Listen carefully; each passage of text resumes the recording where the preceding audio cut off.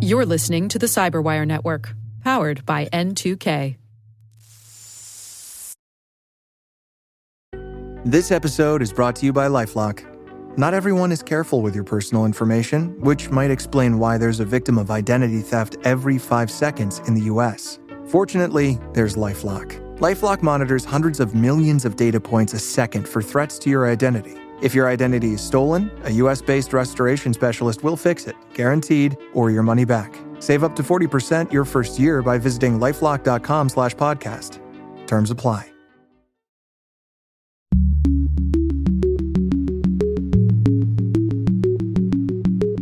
Hello, everyone, and welcome to Caveat, N2K Cyberwire's privacy, surveillance, law, and policy podcast. I'm Dave Bittner, and joining me is my co-host Ben Yellen from the University of Maryland Center for Health and Homeland Security. Hey there, Ben. Hello, Dave. On today's show, Ben and I are joined once again by our N2K Cyberwire colleague and editor of the Caveat newsletter, Ethan Cook. Welcome, Ethan. Hey, guys. How you doing? We're doing well, and today we are digging into critical infrastructure. While this show covers legal topics and Ben is a lawyer, the views expressed do not constitute legal advice. For official legal advice on any of the topics we cover, please contact your attorney.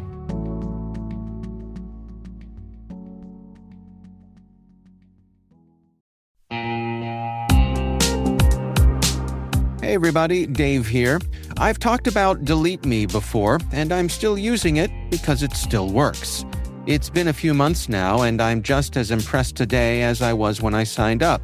Delete Me keeps finding and removing my personal information from data broker sites, and they keep me updated with detailed reports, so I know exactly what's been taken down. I'm genuinely relieved knowing my privacy isn't something I have to worry about every day. The Delete Me team handles everything. It's the set it and forget it peace of mind. And it's not just for individuals. Delete Me also offers solutions for businesses, helping companies protect their employees' personal information and reduce exposure to social engineering and phishing threats. And right now, our listeners get a special deal, 20% off your Delete Me plan. Just go to joindeleteme.com/N2K and use promo code N2K at checkout. That's joindeleteme.com/N2K, code N2K.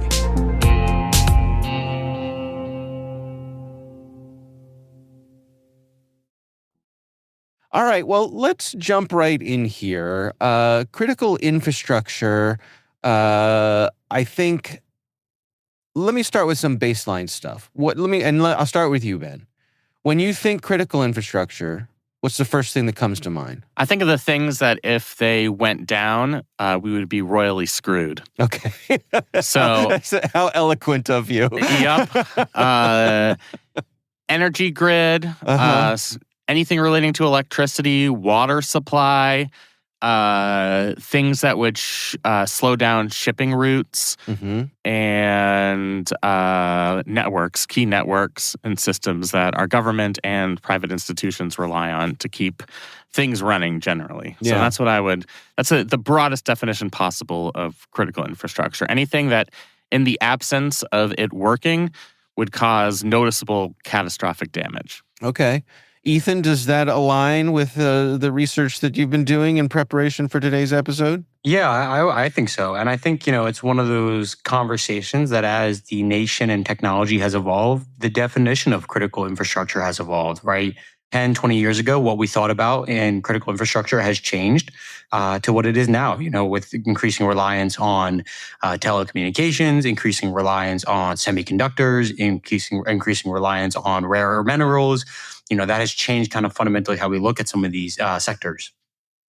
Well, why is protecting critical infrastructure so different and I would say arguably harder than defending enterprise networks? Ethan? Yeah, I think one of the key difference, I think that's a big question. There's two things I think that I would instantly jump to, which is one, a huge amount of legacy systems and things that are not up to date or have not been replaced and are just inherently incredibly vulnerable by their design at this point. because it's really hard to replace pipeline infrastructure to keep it up with the modern changing world. And as we have these legacy systems that continue to stay there, they continue to become more vulnerable as people have more time to figure out how to hack them.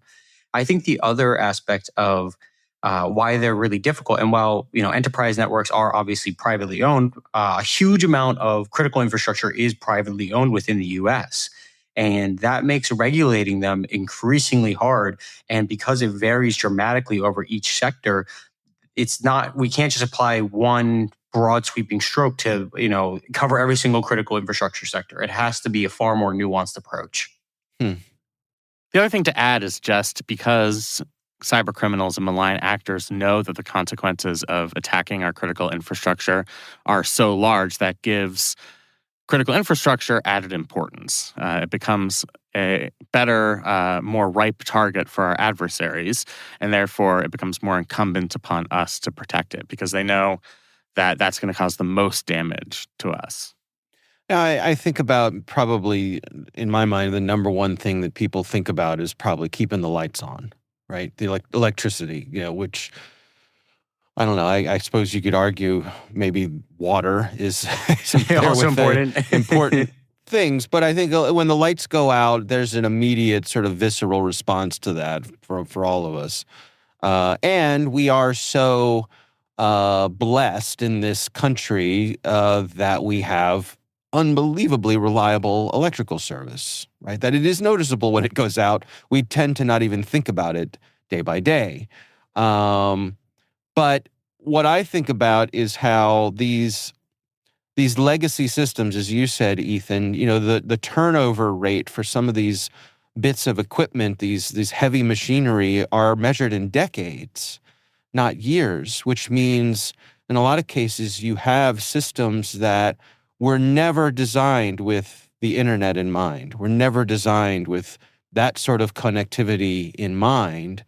And so when a system like this was designed, the threats to it were perhaps physical, somebody throwing a hand grenade over a fence, or corporate espionage, a human being coming in and causing damage. Like hardening critical infrastructure used to be building higher fences. Right. Yeah.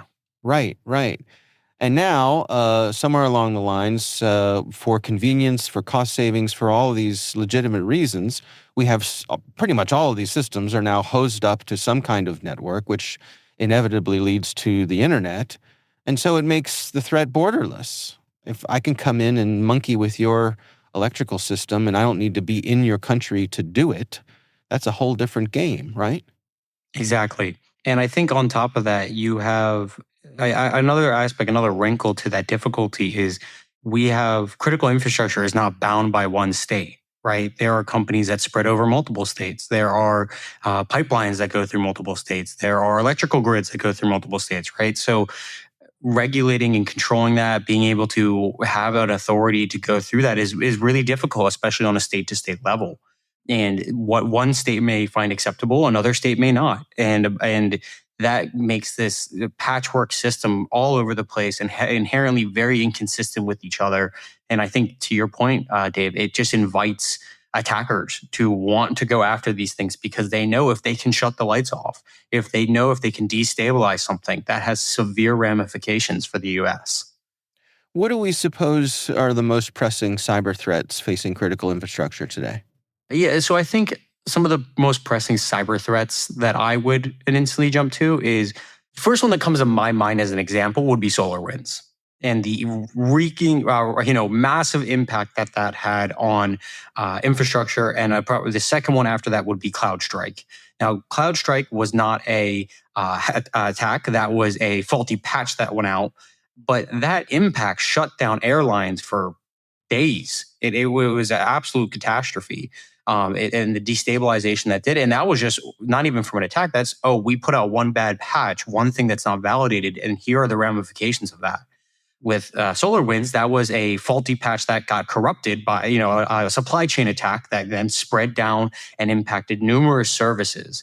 And I think when you look at those two dynamics there were, reflective of a growing issue, which is it's not just about, oh, a bad guy goes in. It could be we put out a bad patch that's not validated that goes out.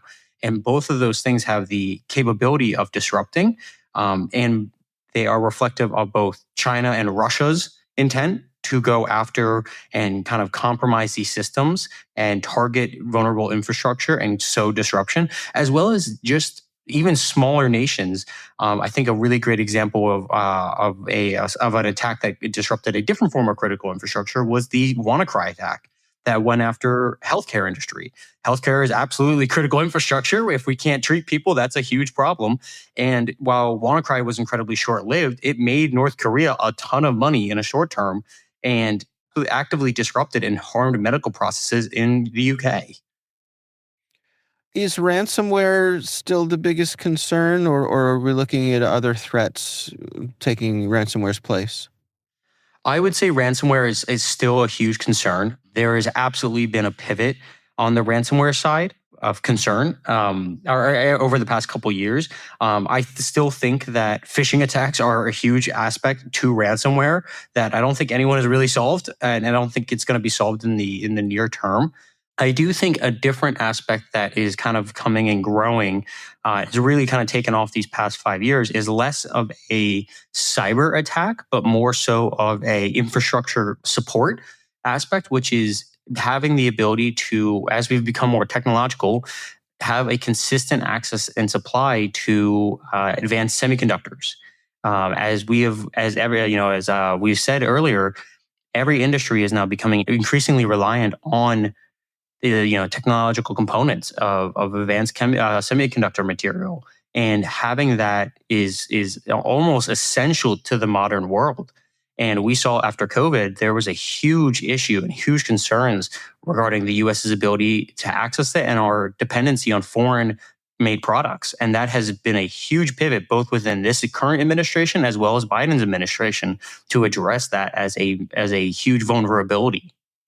I remember having a conversation with an expert in critical infrastructure, cyber defense, and one of the points that this person made was that looking at some of the devices that are used to run a power grid, if you could cause the overload and destruction of a major transformer, let's say, take down a city or a town's power, these transformers aren't just sitting with spares nearby, and that it could take days, weeks, or even months to manufacture, transport, install a replacement. And that's just kind of the state of things. Like when I learned that fact, it struck me as interesting that there isn't a strategic transformer reserve, Maybe we should establish some type of strategic stockpile, at least to maintain our critical infrastructure. You know how I say there's always a local angle? There was this incident in Maryland where two people conspired. They were caught based on, I think, good law enforcement surveillance, but they conspired to take down transformers and transmission lines in the state of Maryland through like a hate-motivated attack specifically on Baltimore City. And the estimated cost of those attacks would have been $75 million, which in the context of the federal government is chump change. But in the context of Baltimore City's budget, which is already deeply constrained, $75 million is a lot, not to mention, if we don't have those kind of backup sources readily available, the time it takes to restore power means that there's going to be added costs that emerge as the result of that incident. Well, Ben, help us understand here. I mean, how is the regulatory regime organized when it comes to these sorts of things? What do the feds take responsibility for? What do the states take responsibility for? What do local municipalities take responsibility for? So generally in the past, critical infrastructure was pretty diffuse. It was state and local responsibility. You think about who regulates the energy sector, where do you get your water supply from? That type of critical infrastructure are generally state-run entities or state-aligned entities. There are some federally managed assets that count as critical infrastructure when we're talking about like defense installations, for example. But for the most part, a lot of these are state entities. And prior to 15, 20 years ago, I think they were pretty siloed. There would be a state utility. It's regulated by the state. Some of them are regional and apply to multiple states, but they're localized. I think what's happened in the last 10 or 15 years is that the federal government has taken an advanced role in managing critical infrastructure. And it's done so in a number of ways. There was a presidential policy directive that was issued in 2013. If you're keeping track at home, folks, PPD 21. Did you have that in your memory, Ben? Or did you look that up? I'll neither confirm nor deny whether that was in my memory. It's easy for me to remember numbers when they're of some of my favorite sports players, I'll leave it at that. Okay. But you have this National Strategy for Critical Infrastructure and Resilience. This was a federal initiative under the Obama administration, which identified sectors that are necessary for for maintaining critical infrastructure and then assigning federal agencies to oversee them. The NIST cybersecurity framework, I know there have been a number of revisions, but the initial framework, which came out in 2014, addresses cybersecurity controls on critical infrastructure. And then the Cybersecurity Information Sharing Act of 2015, which set up a mechanism for sharing threats among states, among different entities, so that all of us can understand the threat landscape. It's kind of an organizing role from the federal government.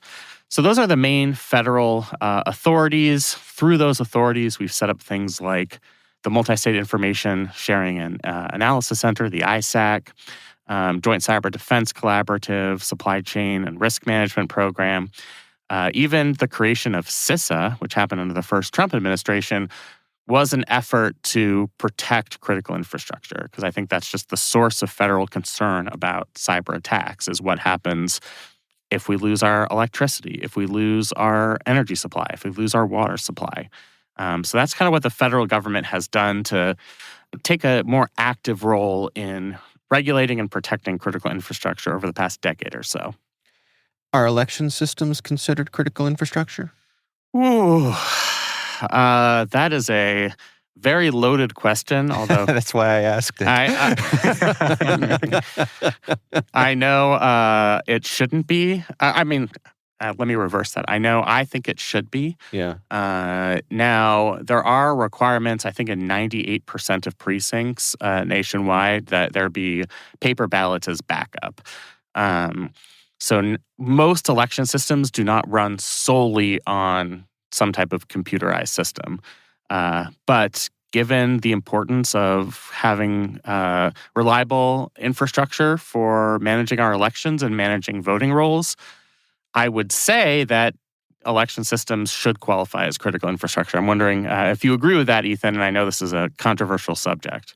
I would 100% agree that it should be considered critical infrastructure. I think that being able, and not just for a presidential election, but for state, local, midterms, off-year elections, all of these things are incredibly important for us as a nation to be able to consistently vote, consistently hear the people, and not just, we can tally the votes, but we can ensure that within the systems that they aren't being compromised, that obviously DDoS attacks or taking down voting machines would be critical, but also making sure that voter confidentiality and these, even after votes have been submitted, are able to be protected and secured. I think that I would consider that to be absolutely critical infrastructure.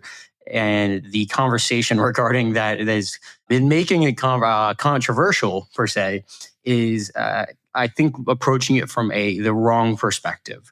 Rather than saying, is this about which side is winning? Rather thinking about it as who incentivizes and who wins from taking down the whole process. And that is a foreign adversary. So can we give a little history here? Because I think that might elucidate the contours of this debate a little bit, to the extent that it is a debate. Please. So in 2017, the Department of Homeland Security designated key components of election infrastructure to be critical infrastructure. If you are looking at your timeline there, that would be in the first Trump administration. Mm-hmm. CISA took an active role in monitoring and doing threat assessments, looking at voter registration systems, election management systems, IT that's used by election offices, the tabulation systems. And this was an effort that was part of the Department of Homeland Security's federally mandated appropriations process. So they were tasked with performing this as an activity. And this is something that I think Christopher Krebs, when he was the head of CISA during the first Trump administration, took great pride in. So after the 2020 election happened, Christopher Krebs spoke very publicly about how our election system was resilient and that America had just gone through a free and fair election. And you can only guess what happened next. I don't have to guess. So I think that's really important context here, because we're not operating in a vacuum. This is something that's become politicized. We'll be right back.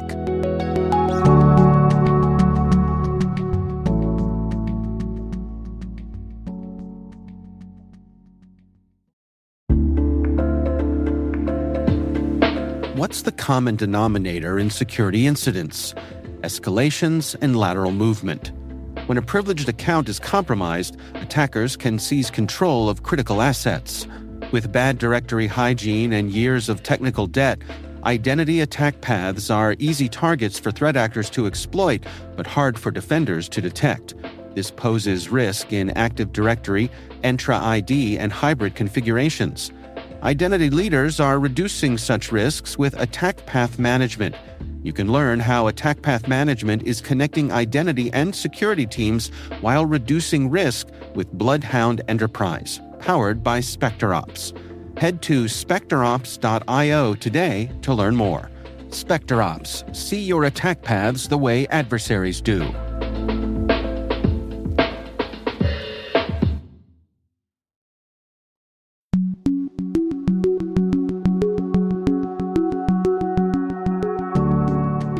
Overall, do we feel like the critical infrastructure security is above the fray when it comes to the political wins? Do we have? It seems to me like there certainly should be broad bipartisan support for keeping the lights on and the water drinkable, and yet we have in this specific case with election security where that didn't happen. Well, and I think it's also spread a little bit past election security at this point regarding overall politicization of critical infrastructure. I think, when you say the concept of, say it out loud that we should protect critical infrastructure, I don't think anyone fundamentally disagrees with that. I think most people would say, yeah, absolutely. We should make sure people can drink their water. We should make sure that people have access to the internet, which is, kind of critical infrastructure at this point, that elections shouldn't be tampered with by hostile actors, et cetera. But I think where it becomes politicized is the who and the how. Who's in charge with making that? And when you have a fundamental distrust of the federal government and the processes and the systems that it's made in place, people are going to inherently pull back and say, well, it should not be in the hands of a bunch of federal bureaucrats. That, whether perceived correct or not, is saying that we should decentralize the processes. And as Ben mentioned, and giving the historical context, we saw under, from 2010 to 2020, this growth of federal centralization in this process with, creating more public-private partnerships, drafting more agency responsibilities, et cetera. We are now kind of seeing the reverse of that process, which is we should not have federal government in charge of this. We should go back to the more state-led, regional-led focus that we were seeing. And I think that's where the politicization is really kind of starting to come in outside of just from an election perspective. Ben, you agree with that? Yeah, and I don't want this to become like an anti-Trump diatribe, because I do think there was some mission creep that I think was ill-advised on the part of some of our agencies that were protecting critical infrastructure.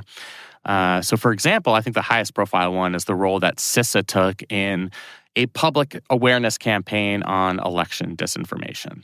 That's something that I think obviously we don't want misinformation out in the ether. We don't want people's decisions on who to vote for to be misinformed by literal fake news.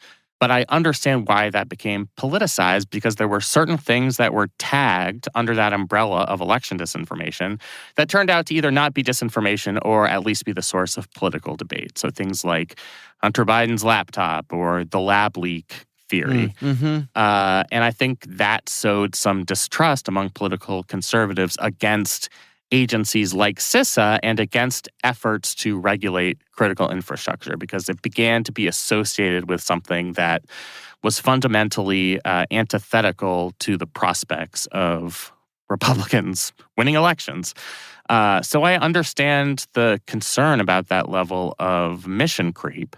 I think the impact of that, something that Ethan has talked about eloquently, and I think it certainly is important to discuss, is the result of that distrust in the second Trump administration is to cut off a certain amount of funding for CISA, a not insignificant amount, and to devolve a lot of the roles of regulating critical infrastructure to state and local governments. I think there's a lot going for having increased local control of critical infrastructure. Local governments are best situated to know what their critical infrastructure is, to do risk assessments, to allocate resources, et cetera. But there's a reason that this issue became federal in nature, and that's because all of these things are interconnected. And that's a point that, Dave, you made earlier, that power grids are connected. They're connected to the internet. The internet is global. Right. So you can't just work in silos. The other problem is a funding problem. I think when the three of us talked about this in the context of disaster management, emergency management, we dealt with the same problem where devolving roles to state and local governments sounds good in theory, but unless it's coming with significant federal support, state and local budgets are strapped. They're always strapped. They've made decisions about budgeting relying on federal funds to address things like protecting critical infrastructure. So if they're forced to take an increased role in doing that, that money has to come from somewhere. And I've been following this stuff closely in the state of Maryland, where we just went through a kind of a big budget crunch. And you realize that for every dollar we lose in federal funding, we have to make that up through spending cuts elsewhere or increased taxes, which nobody wants either of those things.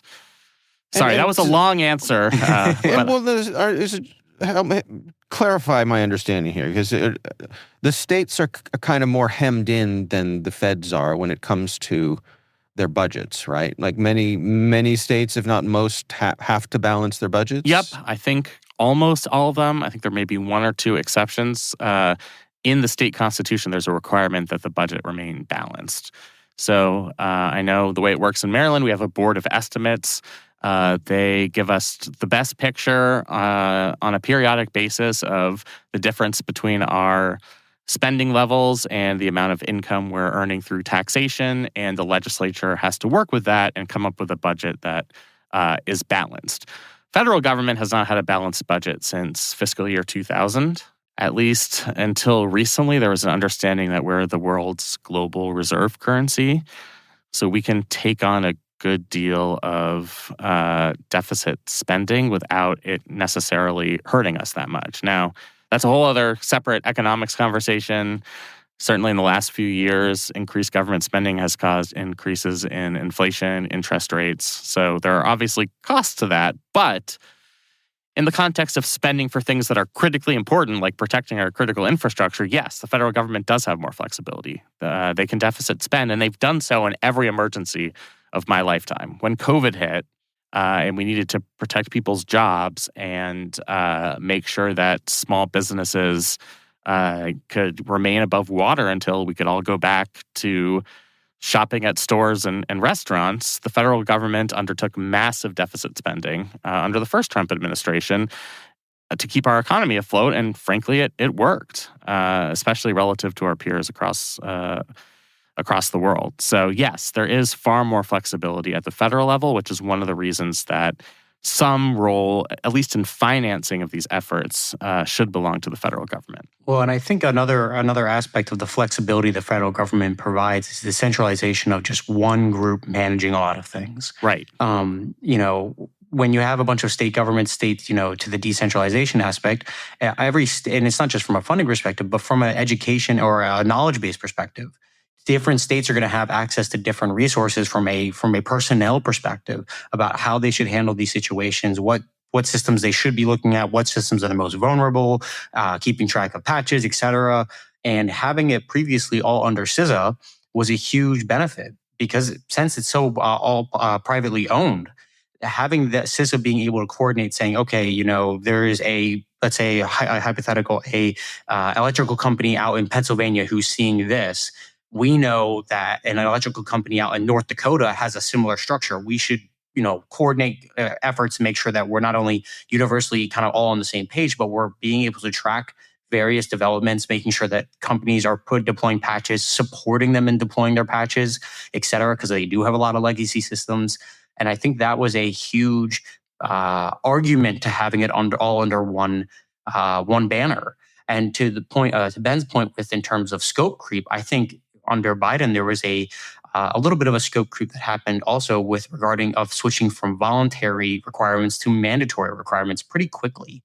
And while obviously I think a lot of people will look at this and say, oh, mandatory requirements for security are beneficial. I think when you are implementing them broad sweepingly, and there's already concerns about about some of the programs that CISA is running, I think the reaction to remove CISA's power is a kind of reaction to both them getting more involved in election programs, et cetera, but also becoming more involved in private infrastructure and imposed of being voluntary. Hey, we think you should do this, or here's a voluntary framework. Now saying you have to do this or there will be ramifications. Businesses are going to inherently push back on that. The thing that I think baffles me a little bit is that I think there's widespread agreement, particularly among folks in the private sector. And honestly, like people I've seen interviewed on this show and on the Daily Cyberwire podcast, that the threat sharing or the information sharing aspect of CISA vis-a-vis critical infrastructure has been very successful. I think people have been reliant on it. It's been a huge value added in identifying threats and coming up with patches before those threats manifest themselves. And so you wonder if there might be some private sector pushback at this decentralization effort or significant cuts in federal funding for agencies like CISA, just given how the private sector sees this. Well, I think the cuts to MITRE, the CVE program, that raised a ton of alarms when MITRE announced that it was ending that program. I think the information that companies get from federally funded threat hunting teams are pretty valuable. To your point, Ben, is there a way to have whatever federal agency is responsible for these things to have the independence to be above the fray when it comes to the swings from one administration to the other? I'm thinking of like the independence the Fed has, right? Is critical infrastructure a category that is important enough that it needs to have independent oversight? I wouldn't have said so 2 or 3 years ago. Oh, actually, I'll take that back. I wouldn't have said so 5 or 6 years ago because I just didn't think there was any partisan divide in terms of hardening our systems to protect against attacks to our critical infrastructure. I think the fact that it now has become politicized at least calls for an examination of whether these agencies should have more independence. Unlike the Fed, though, CISA doesn't really have any actual regulatory power. The Fed can adjust interest rates, and that affects all of our lives, our monetary supply, our mortgage rates, et cetera. CISA can give us useful information on threat vectors, and it can give, obviously, comprehensive recommendations on things we can do to protect our networks, but it doesn't have the same type of enforcement authority. So I'm not sure it's as well situated to have that level of independence, whether that might be just too much of an ask, especially if people in both parties want to exercise a certain level of ideological control when they're in power. Yeah, I think I would agree with that. I think given how CISA is, allocated under or supervised under the DHS, and obviously military spending or the military will always be a political arm for both sides. I think if in order for that to happen, there would have to be a pretty substantial movement within Congress to set up and establish CISA or whoever would be the next critical infrastructure group to be a fully independent new agency that operates as the Fed does. And I don't think the support there is there at the moment. Ethan, where do you suppose we stand right now? The experts out there, when they look at our readiness, when they rate how well protected we are, how enabled we are to protect these sorts of things, what sort of grade do they give us as a nation? It's a kind of a tricky answer. I think the line that I have always heard growing up and doing this research is that the U.S. is perpetually behind the eight ball across a variety of sectors. That we have tons of legacy systems that are not secured. We have tons of major risks that some argue that we're not even aware of. And I think that mentality is reinforced by the yearly breaches we see that are not just, someone got their data exposed. It's, we've lost this infrastructure. This massive company had this happen. This healthcare provider was shut down for a month or whatever it may be. That kind of reinforced that belief that we are not secure or as secure as we would like to be. I think that conversation, while it does have some merits, I do think it's a little bit overblown. That we over the past 15 years have made pretty substantial strides in reducing the volume of attacks, in setting up strong defense systems, in improving supply chain resiliency, improving information sharing, and clearly these programs are valuable and clearly they work, or we wouldn't be hearing their praises sung by so many. I think that with this new administration and with this change and pivot, I think my concern is not so much will the legacy systems become more vulnerable. I don't think that they will become more vulnerable because they're already vulnerable to begin with. I think the bigger conversation is, will we be able to get response and things back to normal as quickly as we have been? Let's say the breach takes a month with the current system. Is that still a month, or is it more like 3 months of recovery, 4 months of recovery? What does that actually look like? Because we will recover. I think the question is, how long does it take? How much money does it take? Who's in charge of those processes? Right. When you're cutting organizations like FEMA, for example. Yeah. Exactly. Yeah. Ben, any final thoughts here before we wrap up? I would just want to reiterate basically what Ethan just said, is that we've done a lot of really important work over the past 15 years to improve information sharing, to have this kind of centralized agency that looks broadly at nation states and also domestic malign actors. And I would just hate to see us flush that progress down the toilet. Obviously, the current system isn't perfect. We've still had these high-profile attacks that you've mentioned, but that would be my concern about an effort to devolve some of the work that the federal government has done to state and local governments.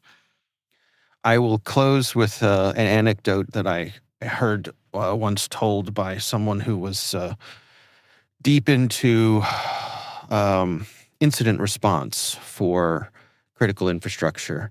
And I may not have all the details right, but I'm pretty sure I have the gist of the story right. They were doing some investigation into some old legacy computer systems, and they found that there was a crypto mining virus in the computer. So this is a virus that will just use the computer's cycles to generate cryptocurrency, and it just operates in the background. Does its thing, doesn't draw attention to itself, so on and so forth. And the security folks said, "Hey, we found this thing," and the operator said, "Yeah, I know. I know it's in there." The operator of the crypto the crypto mining, the first thing they do when they come into your system is they clean out all of the other malware. They clean out all of their competitors so that they're not competing. So they're not competing with anyone else. So this operator's strategy was, it's kind of like, it's like having a rat snake in your garden. Like every now and then you're going to come across the rat snake and you might get a funny feeling about it, but you don't have rats. Yeah, it's still there to eat the rats. Right. You don't have a rodent problem. Every now and then you got or maybe a rat snake in the hen house. It's keeping the rodents out of the hen house. Every now and then it eats some eggs, but it's a trade worth having. And that anecdote always stuck with me, that I think for a lot of these folks, it's a pick your battles kind of thing. We have to keep the lights on. We have to keep the water flowing. All those kinds of things. And we have to use the hand that's dealt to us. And sometimes, quite often, they are imperfect. And so we do the best we can. And some of that's whistling past the graveyard. But there's a lot of people out there doing a lot of good work to make sure that, we get to enjoy civilization in a manner to which we've grown accustomed. Including, frankly, many of the listeners to this show. So thank you to all of you who are out there keeping our critical infrastructure safe. Absolutely. Absolutely.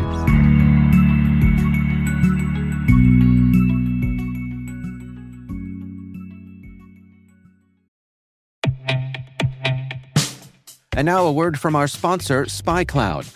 Identity is the new battleground, and attackers are exploiting stolen identities to infiltrate your organization. Traditional defenses can't keep up. SpyCloud's holistic identity threat protection helps security teams uncover and automatically remediate hidden exposures across your users, from breaches, malware, and phishing to neutralize identity-based threats like account takeover, fraud, and ransomware. Don't let invisible threats compromise your business. Get your free corporate darknet exposure report at spycloud.com/cyberwire and see what attackers already know. That's spycloud.com/cyberwire.